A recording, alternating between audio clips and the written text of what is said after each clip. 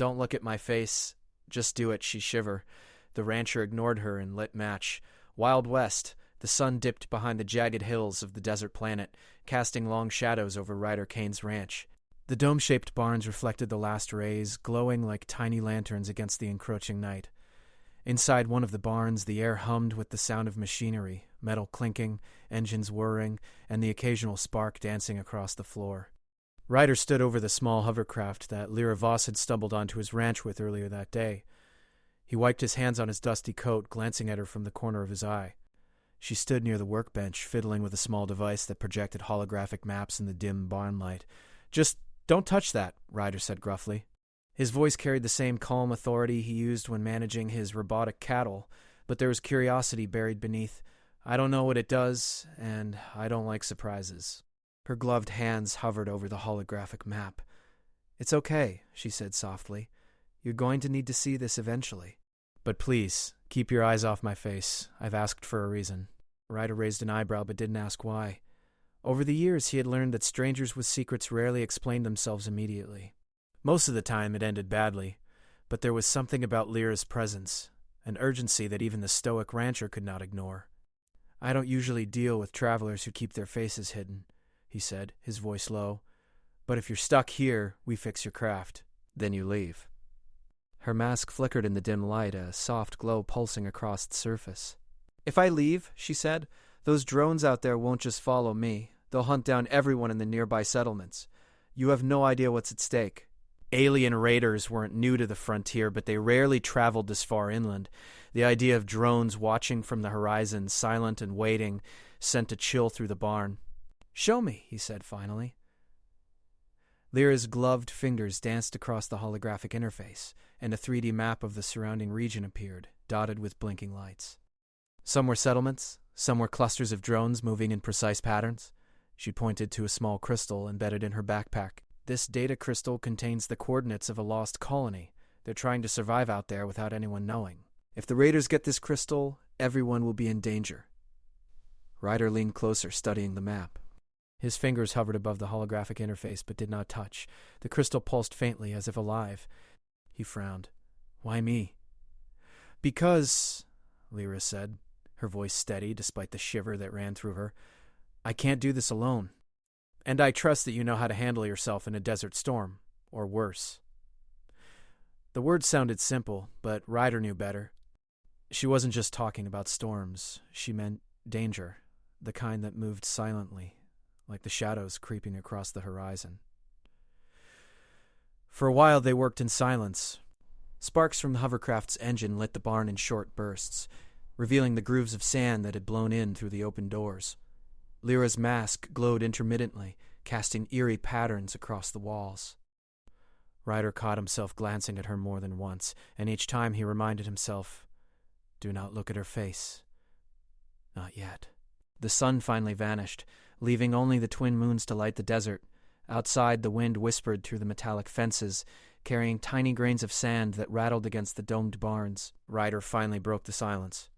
"All right, the craft should be stable for now," he said. "But those drones, they're closer than I thought. I've been tracking a few for hours. They're circling, waiting for a mistake." Lyra nodded, pulling a small scanner from her backpack. "They can't see the crystal from space. But if they catch the signal from my mask, they'll triangulate my position. That's why I can't remove it yet. That's why I asked you not to look." Ryder rubbed the back of his neck. "So you want me to help fix your ship, fight off the drones if needed, and not even know who you really are? That's trusting me a lot." She smiled faintly beneath the mask, but it didn't reach her eyes. "It's not about trust. It's about survival." Hours passed, the barn glowing with the soft hum of machinery. Ryder and Lyra worked together, passing tools, calibrating circuits, and reprogramming the hovercraft's navigation system. The rhythm of their cooperation built a quiet camaraderie. For the first time in weeks, Ryder felt less alone. Suddenly, a low beep echoed through the barn. Lyra froze. Ryder followed her gaze to the scanner. A cluster of drones had descended behind the distant hills, their searchlights sweeping across the desert. If we don't move soon... Ryder's hand instinctively went to the match he kept in his coat pocket, a small comfort from his old days back on Earth's frontier. He flicked it, and the tiny flame lit the corner of the barn, casting long shadows. Lyra's mask reflected the glow in fractured patterns, and for a moment, Ryder felt the weight of her words, the gravity of the danger they were in. "Here's what we're going to do," Ryder said, his voice steady. "We ride at first light. You lead. I'll cover the back. We move fast and stick to the canyon paths. The drones won't follow us there." Lyra nodded. Her hands shook slightly, but it wasn't fear. It was the weight of responsibility, the knowledge that failure would cost lives. "You really think we can make it?" Ryder looked at the horizon, where the hills darkened and shadows stretched. "We don't have a choice," he said. "Either we try or we get caught." The rest of the night passed in tense preparation. They packed supplies, double-checked the hovercraft, and mapped their route through the desert. Every sound outside, the clatter of sand, the distant hum of engines, even the call of an alien desert bird, made them pause. The barn became a fortress of whispered instructions and quiet determination. At one point, Ryder caught Lyra adjusting the mask for comfort. He hesitated, then asked, "When this is all over, will you tell me who you really are?" She froze, then let out a breath that fogged the inside of her mask. "Maybe," she said, "but not yet. Not until we know everyone's safe." Ryder didn't push. He knew better than anyone that the frontier demanded patience. Some truths revealed themselves slowly, or at the most dangerous moments. By the time the first pale light of dawn crept over the desert, the hovercraft was ready. Lyra climbed aboard, her mask glinting in the early sun. Ryder mounted his jet horse beside her, the wind whipping across his face as the engines hummed to life.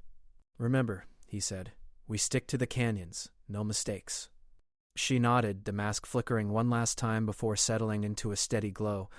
"I won't forget. And thank you." As they rode out of the barn and into the awakening desert, Ryder couldn't help but glance at the horizon. The drones were already moving, silhouettes against the rising sun. Every second counted. Every choice mattered. And somewhere beneath that glowing mask, Lyra held a secret that could change everything, if only they could survive long enough to deliver it. The barn behind them was quiet now, the only evidence of their preparations a faint trail of footprints and the lingering scent of ozone from the machinery. The desert stretched on, vast and unending, but for Ryder and Lyra it was a path toward survival, trust, and perhaps a new kind of partnership. The chase had begun. The desert stretched like an endless sea of gold and red under the twin suns. Ryder Kane urged his jet horse forward, the hum of its engine mingling with the whispering wind. Beside him, Lyra Voss's hovercraft flickered softly, her mask glowing steadily in the early morning light. Every dune and canyon seemed alive with potential danger, and Ryder's eyes never stopped scanning the horizon. The distant hills were moving, not with sand or shadow, but with machines. The alien drones that had been circling the ranch were gaining speed. Their sleek metallic frames reflected the rising suns, glinting like the eyes of predators watching silently. Ryder tightened his grip on the reins, feeling the tension coil in his chest. "Are they faster than us?" Lyra asked, her voice calm but taut. "Not faster," Ryder said. "Smarter. They'll try to hurt us, push us into traps. That's why we stick to the canyons. They can't follow the twists and drops the way we can." Lyra nodded and adjusted her mask, revealing the faint shimmer of alien circuitry beneath the surface. For a brief moment, Ryder thought he saw her flinch, but it was quickly gone. Whatever secret she carried, she had trained herself to hide fear. The first canyon appeared like a jagged scar across the desert. Its walls rose high, red and gold, with shadows that shifted as the suns climbed. Ryder guided his jet horse down the narrow path, careful to avoid loose rocks that could topple them. Lyra followed closely on the hovercraft, her engines humming in perfect rhythm with his horse. The drones arrived sooner than expected. A flash of light caught Ryder's eye, a scanning beam sweeping across the canyon entrance. He nudged his horse harder, moving into the shadows, and Lyra responded immediately, dipping her hovercraft behind a rocky outcrop. "They're looking for us," she whispered. "They can't see into the shadows, but they'll know we're here soon." Ryder's eyes narrowed. "Then we make them think we went another way." With precise timing, Ryder kicked his horse into a side path barely wide enough for the hooves. Dust rose around him like smoke from a campfire. Lyra mirrored his move, the hovercraft skimming over the rocks with a soft hum. The drones paused at the canyon entrance, scanning, and then, deciding the path was empty, continued their search elsewhere. For a moment the desert was silent again, except for their own machines. "This is going to be harder than I thought," Ryder muttered. He didn't want to admit it, but the thrill of the chase stirred something in him. A reminder that he was alive in this frontier, more than just a caretaker of machines. Lyra glanced at him. We have to keep moving. The longer we delay, the more likely they'll adapt to our tactics. As they pressed deeper into the canyon, the terrain grew treacherous. Gravity pockets caused the hovercraft to dip suddenly, forcing Lyra to adjust her controls continuously. Ryder's horse stumbled over a loose rock, but he caught the reins just in time, keeping both of them from tumbling down the canyon side. Careful, Lyra warned. These cliffs aren't forgiving. Ryder smirked faintly. You forget, I've been riding canyons like this since I was a kid. Back on Earth. You, on the other hand, are just getting used to gravity pockets. She gave him a half smile, though her eyes never left the path ahead. You'd be surprised what I've learned traveling through asteroid belts and mining moons. I can handle gravity. The canyon narrowed, twisting in impossible angles. Ryder spotted a fallen rock bridge ahead, narrow but sturdy. It was the only way across a deep crevice. Hold on, he warned. The jet horse leapt forward, hooves barely touching the stone, and Lyra followed, the hovercraft floating just above the surface with a soft vibration. On the other side, the canyon opened into a hidden valley. For a moment, both of them paused to catch their breath. Ryder scanned the horizon. No drones in sight, for now. This looks familiar, Lyra murmured, scanning the map on her holographic interface. My people used to hide settlements in valleys like this. The terrain makes it nearly impossible for drones to spot them. Ryder nodded. Good. We'll rest here for a bit. You need to recharge your craft?